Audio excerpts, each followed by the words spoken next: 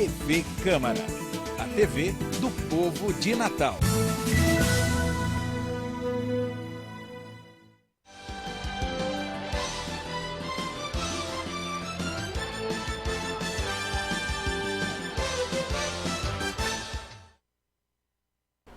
Olá, eu sou Flávia Urbano e está no ar o Comitê de Imprensa. No nosso programa de hoje, eu e a jornalista Virginia Celli vamos fazer uma resenha a respeito dos assuntos que estão dominando o noticiário aqui no Rio Grande do Norte e também o noticiário nacional.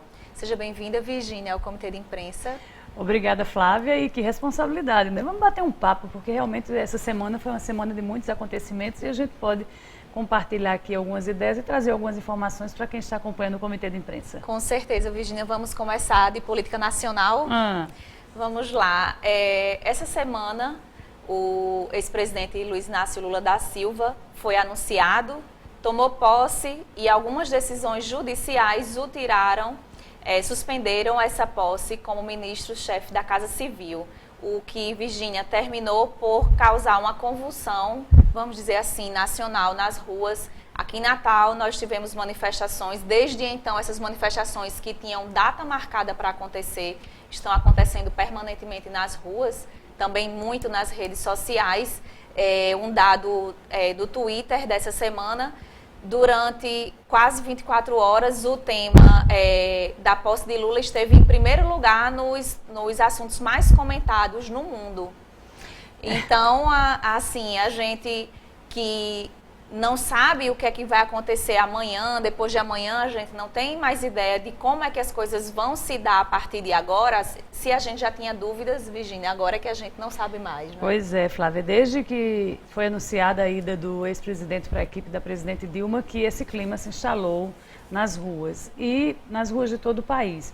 E o que a gente percebe é que um assunto administrativo se juntou a um fato político e a um fato jurídico, porque está tudo hoje interligado, né? O que seria uma solução naquele momento que o governo, alguns setores do PT apelavam para ser uma solução até administrativa para socorrer o governo Dilma naquele momento, nesse momento que a gente vive, que é um governo que está parado, né? A gente não vê nenhuma outra ação de governo que a gente possa dizer, não, a crise está acontecendo, mas o governo está tomando decisões. Não, o governo parou.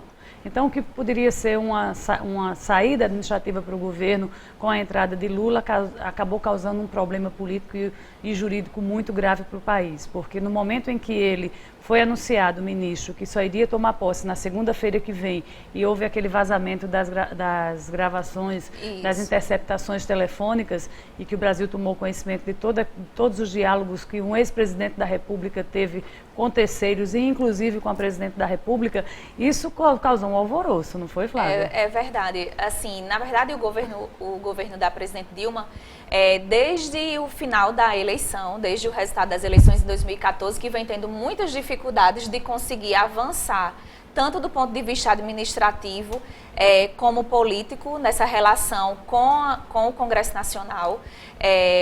O país está hoje em estado de guerra, é o que a gente pode colocar. É um sentimento quase que generalizado. Um país que vive em uma instabilidade econômica e isso, eu acredito, que tem funcionado como um combustível para que as pessoas elas estejam mais indignadas com tudo que está acontecendo. E aí, Virginia, a gente vive numa democracia onde os três poderes constituídos, o judiciário, o executivo e o legislativo, eles precisam estar, eles são independentes entre si, mas eles precisam estar harmônicos, precisa haver uma harmonia. E hoje a gente não vê isso. Não vê isso, não vê. Absolutamente nenhuma. Na hora que o executivo toma uma posição, o judiciário tem uma reação. Não é, Flávia? Exatamente. O que a gente poderia estar assistindo hoje era um processo político, vamos dizer, ou um processo jurídico, mas nunca esses interligados como a gente está assistindo. Por que eu estou falando isso? Porque a gente acabou de ter uma decisão do judiciário que o processo de impeachment podia caminhar na Câmara, mas não por causa da Operação Lava Jato, mas por conta daquelas pedaladas fiscais, né? Então, o processo de impeachment na Câmara, ele se restringe hoje ao julgamento da presidente por não ter colocado os números, não é? A realidade dos números da economia do país e nas chamadas pedaladas fiscais. Então, esse seria o motivo que estaria hoje sustentando esse pedido. Mas a gente vê que misturou tudo aí entre o judiciário com algumas gravações, com aquela revelação de gravação, que estavam até extra investigação, porque as investigações...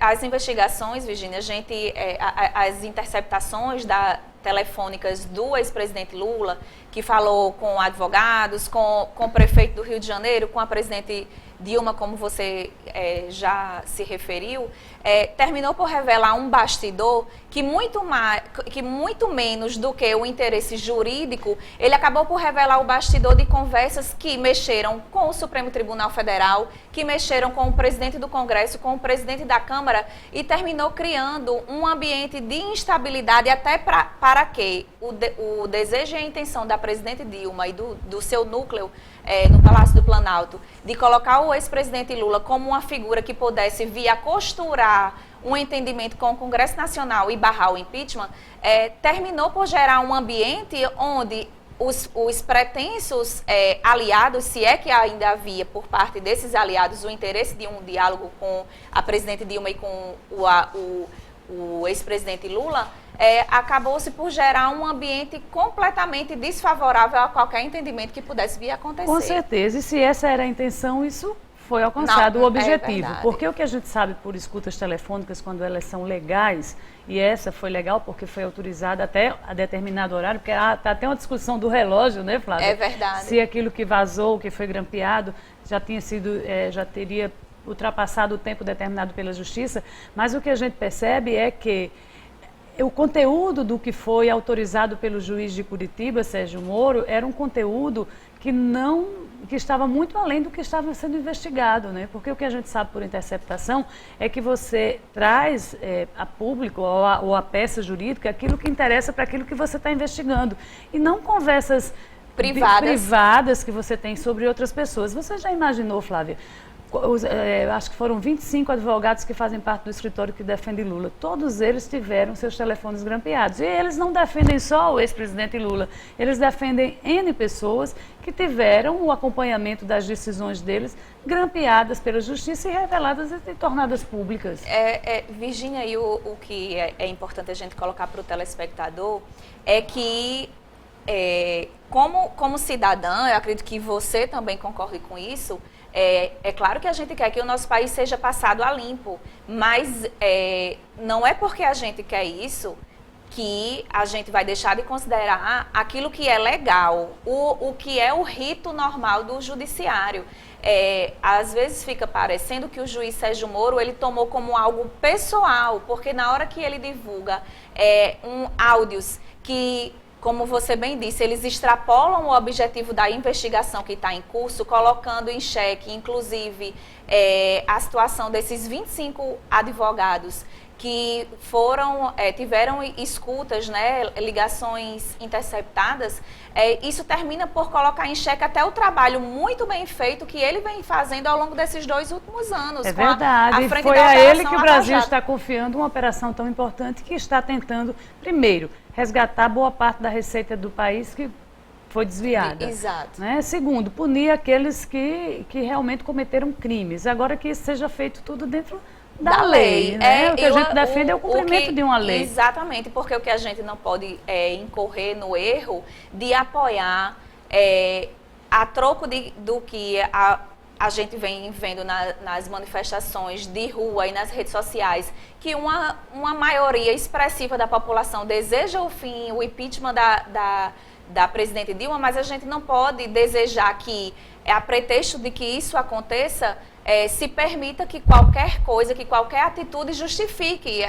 Aquela história de que os fins justificam os meios, não é? A gente tem que ter muito cuidado. A gente tem que ter cuidado na exposição pública, e a gente tem que olhar, quando eu digo a gente, não é só o judiciário, mas nós, imprensa também, a gente tem que ter um zelo muito grande com a imagem do outro. Verdade. Porque não adianta a gente estar aqui expondo uma pessoa e amanhã dizer, desculpe, não foi bem assim, essa semana acho que foi o jornalista Ricardo Noblar, Sim. que acabou pedindo desculpa na rede social depois de ter exposto que o senador José Agripino estaria na delação de Demétrio Delcídio Amaral. Lá vinha eu com outro nome.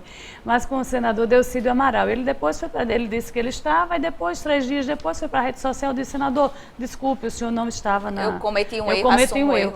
Então são essas, e do mesmo jeito que a gente comete falhas, que a gente tem erros, mas a gente tem que ter o zelo com isso, para não expor as pessoas.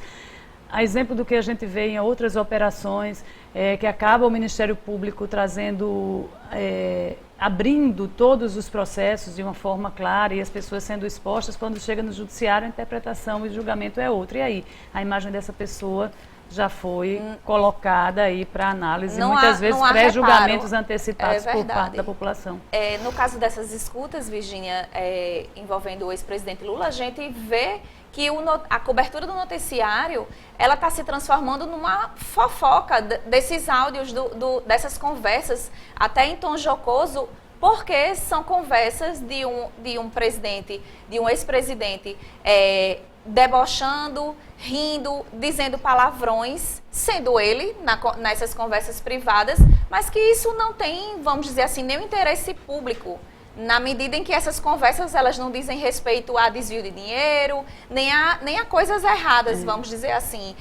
Colocou, por exemplo, só para citar um desses diálogos, o diálogo do ex-presidente Lula com o prefeito do Rio de Janeiro. O prefeito do Rio de Janeiro brincando num todo em brincadeira e debochando da localização da granja e fazendo referência a uma localidade lá no Rio de Janeiro. E depois ele foi deixando o prefeito numa situação difícil. Quer dizer, mas e do ponto de vista da investigação da Lava Jato e de que o presidente Lula é o dono real do triplex e dessa granja, dessa chácara que ele frequenta.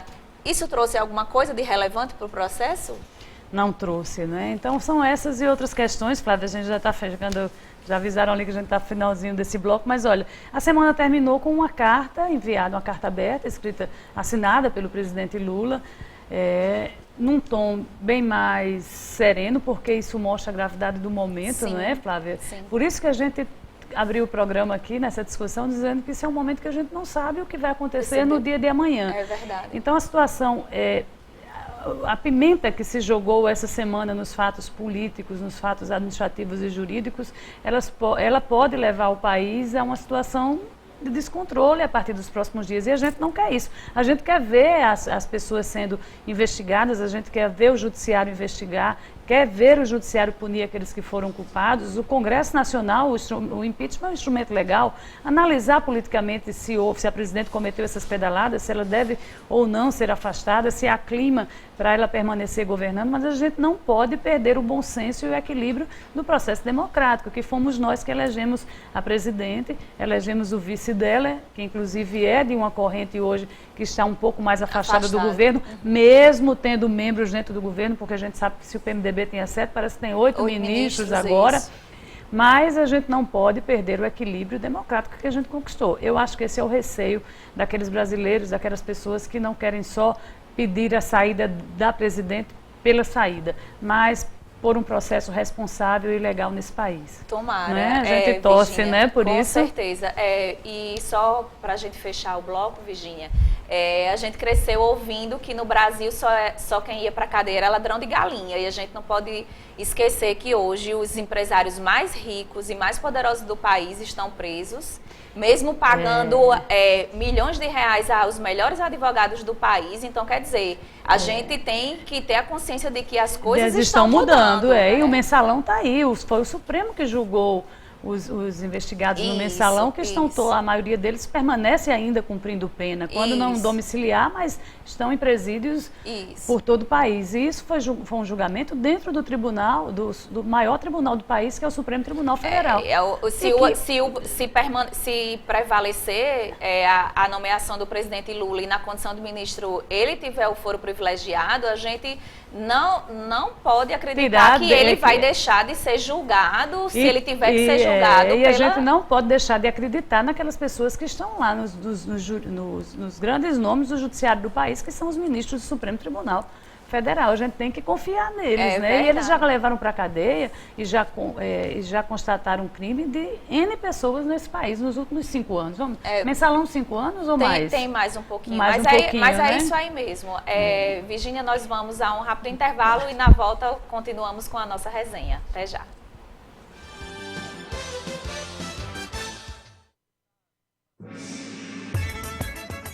Música, dança, poesia, teatro, cinema, literatura, pintura, escultura, folclore, todas as artes no momento cultural.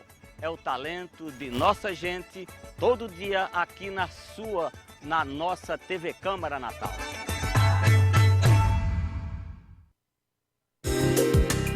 Tá explicado.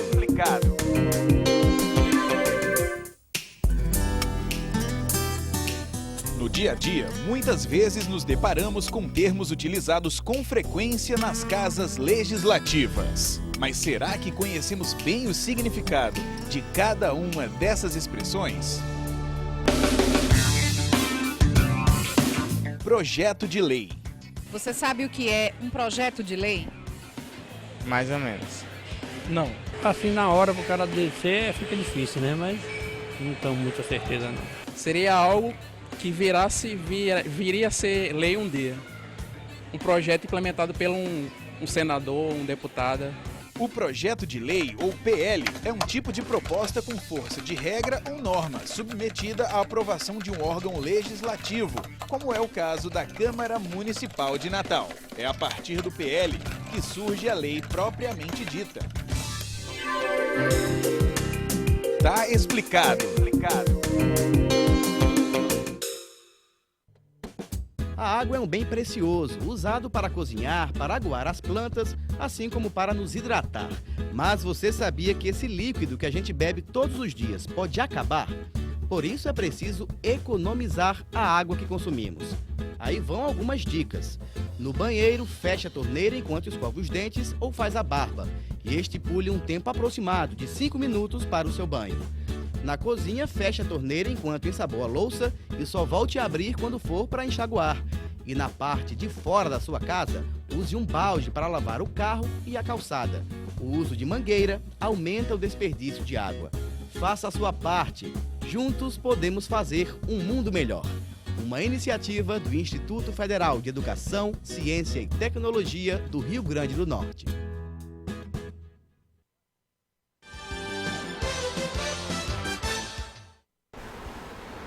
Estamos de volta com o Comitê de Imprensa, hoje com uma resenha com a participação da jornalista Virgínia Celli. Virgínia, no primeiro bloco nós conversamos sobre o que tem acontecido no país em relação a toda essa mobilização. Vamos aguardar as cenas dos próximos capítulos e agora nós vamos conversar a respeito dessa janela, 2 janelas na verdade, que se abriram para que vereadores, deputados estaduais e deputados federais pudessem mudar de legenda sem sofrerem as penalidades da chamada fidelidade partidária. Aqui na Câmara Municipal, Virgínia, o que é que a gente pode falar em relação a essas mudanças? Olha, Flávia, foi uma semana bem movimentada nesse aspecto também aqui na Câmara, porque a grande maioria dos vereadores é candidata à reeleição, né? A gente depois até pode citar quem é que já disse que não vai para a disputa, mas a grande maioria e essa é a oportunidade de cada um deles já firmar sua posição partidária, apesar de que os vereadores, essa janela partidária que está aberta nesse momento, ela limitou a data do dia 18 de março para os parlamentares das bancadas das Assembleias Legislativas e da Câmara Federal. Os vereadores ainda podem usar uma outra janela que vem aí, que é o dia 2 de abril, prazo final, que é uma janela até, acho que da reforma política, da mini-reforma política. Porque, né? na verdade, só para a gente explicar melhor para o telespectador, no ano da eleição, que esse ano de 2016 nós teremos eleições municipais, a partir de 2016, quem vai disputar a eleição, que no caso são os vereadores, eles podem, se abre um período de tempo para que eles possam mudar de legenda e nessa legenda disputarem a sua reeleição. O prefeito, ele não entra nessa janela porque ele pode mudar a qualquer tempo, porque o mandato dele pertence a ele. e não ao partido, porque é uma disputa para o executivo. Só que como esse ano de 2016 foi o primeiro ano em que está vigorando essa chamada janela partidária, também foi extraordinariamente aberta uma janela para os deputados estaduais e deputados federais, porque a rigor eles só teriam essa chance de mudar de partido em 2018, quando eles vão disputar a sua reeleição. A reeleição deles, né? Pois bem, então aqui na Câmara, eu acho que o partido que, como era previsível, o PSB tinha uma bancada de quantos vereadores? 4 ou 5? Eram 4. Eram 4. 4 vereadores. O PSB, com a saída com a mudança de comando da vice-prefeita Vilma de Faria para o deputado Rafael Mota, foi o partido que perdeu mais vereador, né? Isso, eram 4 vereadores. O presidente da Casa, Franklin Capistrano, que permanece na legenda. Permanece, a vereadora Júlia Arruda, o vereador Bispo Francisco de Assis e o vereador Júlio Protásio. Júlio Protásio se filiou, não é candidato, né? Mas se filiou ao PDT. Isso. Vai para a bancada do partido que é do prefeito aqui na casa. Chagas Catarino foi o outro? Não, o Bispo. O Bispo também mudou de legenda. Foi para o PRB, se eu não estou enganada. Isso, e vai inclusive presidir o partido do município. E a vereadora Júlia Arruda, acho que vai esperar essa janelinha do 2 de abril, que ela... Ainda não se posicionou. Não se posicionou, né? Mas a qualquer momento ela pode tomar uma decisão. O que a gente sabe, quem acompanhou o último programa, nós entrevistamos a vereadora Júlia Arruda, e ela já sinalizava que uma das coisas que iam pesar para a sua escolha partidária ou permanência no PSB seria o apoio à reeleição do prefeito Carlos Eduardo. E a gente sabe que a tendência do PSB é ou ter candidato próprio ou apoiar uma candidatura de oposição ao prefeito. A vereadora Júlia Arruda já deu sinais claros de que não deverá permanecer no PSB, mas ainda não anunciou o seu novo partido. Então há essa expectativa. Mas também houve mudança. Outra bancada que cresceu aqui na casa foi a do PSDC. Tinha a vereadora Eleika e o vereador Joanilson, que conseguiu o mandato recentemente, tem 1 ano mais ou menos, né, que ele assumiu a vaga deixada, eu acho que na coligação de Albert Dixon, né, ele conquistou o mandato. Então eram 2 vereadores. Agora quem ingressou no PSDC foi o vereador Cação. Emanuel do Cação. Isso, o Solidariedade. O Solidariedade. Quem entrou no Solidariedade? O Solidariedade tinha a vereadora Eudiane Macedo, e se filiaram os vereadores Paulinho Freire e Klaus Araújo. Bom, e o telespectador deve perguntar por que tanta troca de partido? Olha, a gente tem que ser clara também. Isso, a gente sabe que as questões ideológicas nesse momento são as que menos Na verdade, pesam, Virgínia, né, Flávia? Partido político é igual a endereço, né? Você tem que ter o candidato para ter um referencial, né? O candidato tem que ter um partido para poder disputar a eleição, né? Mas o que pesa mesmo é uma conta matemática. Você tem que ver qual é o partido, qual é a coligação que ele vai migrar, que vai possibilitar o ingresso em uma das cadeiras aqui da Câmara Municipal. Isso. A renovação aqui, historicamente, nas casas legislativas, principalmente aqui na Câmara, aqui em Natal, é em torno de 40%, né, anualmente. Isso. Quem não é candidato, Flávia? Você já citou o vereador Júlio, que não é candidato. Aqui no Neto não é candidato. Aqui no Neto também não é candidato, vai apoiar um irmão. E o vereador Júlio vai apoiar a esposa. A esposa, isso. Que a gente tenha confirmação. Seriam esses dois nomes. Então a Câmara se organizando aí, se preparando dentro da legislação eleitoral para as eleições de outubro. E na Assembleia, Flávia? Na Assembleia Legislativa havia a expectativa de que pelo menos 10 deputados estaduais mudassem de legenda. Vamos falar primeiro dos deputados que iam mudar, mas que desistiram. O deputado Vivaldo Costa, que é filiado ao PROS, iria mudar de legenda e, segundo ele, seguiria uma orientação do presidente Ezequiel Ferreira de Souza, também com o governador Robinson Faria. Ele terminou permanecendo no PROS. Então, no PROS ficam 2, Vivaldo e Albert Dixon, isso. Também um outro deputado que iria mudar de legenda era o deputado José Adécio, que chegou a anunciar que iria se filiar ao PSD. Não sei o que houve, Virgínia. Eu estou surpresa com a situação do deputado José Adécio, porque ele primeiro pensou em ir para outra legenda, deixa eu ver se a memória me deixa Que atualmente o deputado é do Democratas. Do Democratas ele anunciou que sairia. Isso, Lembra que muito desgostoso com o senador José Agripino, que tal, deu declarações públicas, isso ainda no ano passado, que deixaria o Democratas. Mas ingressaria em outra legenda, não deu certo. E por fim ele iria para o partido do governador, que não deu certo, mas ele continua dando apoio a Robson Faria? É isso que... Vamos esperar um pronunciamento do deputado a respeito desse assunto. O que a gente...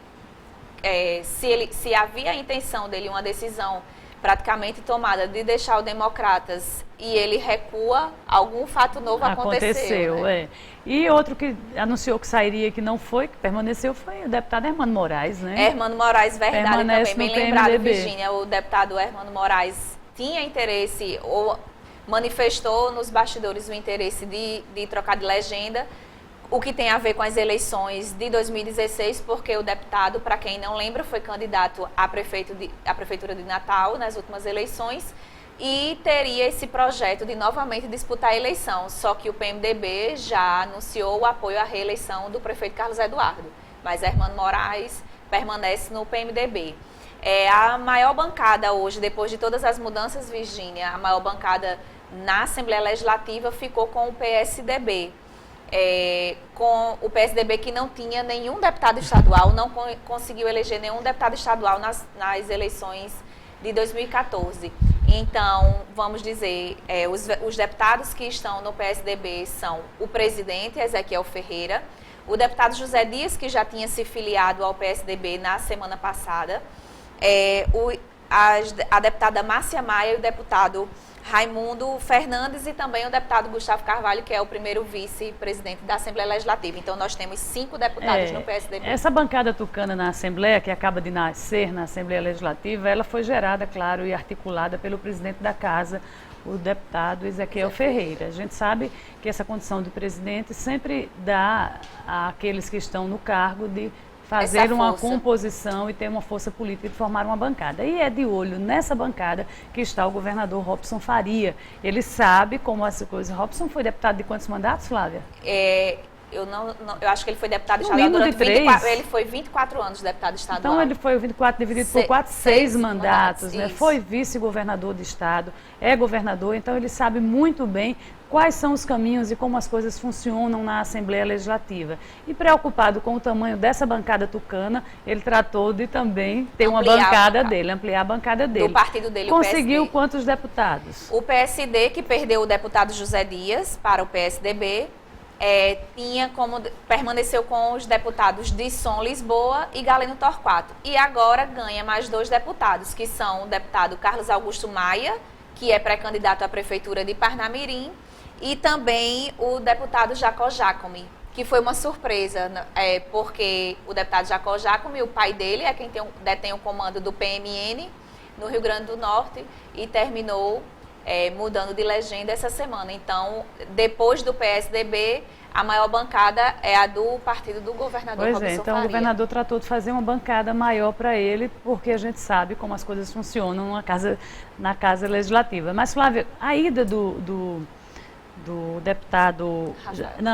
Jacó Jacome para o PSD, né? Até que foi uma surpresa, porque o pai dele foi para um partido e ele foi para o outro, né? Isso. O pai dele é deputado federal e ele deputado estadual, mas eles não seguiram na mesma legenda, se dividiram.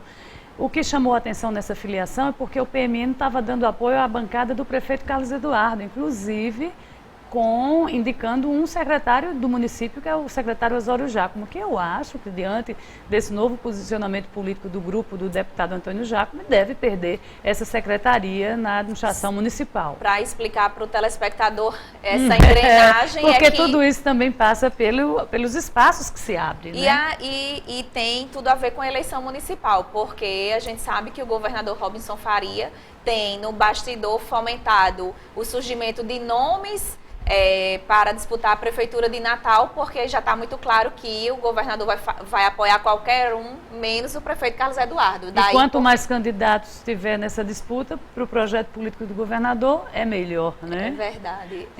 Virgínia, o nosso tempo está chegando ao fim. Dava para a gente fazer outro programa, vamos fazer. Certeza. Com certeza, o nosso tempo vai estar chegando ao fim. A gente espera que volte aqui na próxima resenha com Um outro clima. Num clima mais ameno, num clima de mais estabilidade para o nosso país, porque isso termina afetando principalmente as classes menos favorecidas, né, Virgínia? Pois é, e é por isso que a gente torce. Obrigada, Flávia. Obrigada a você e obrigada a você que nos assistiu até agora e até o próximo Comitê de Imprensa.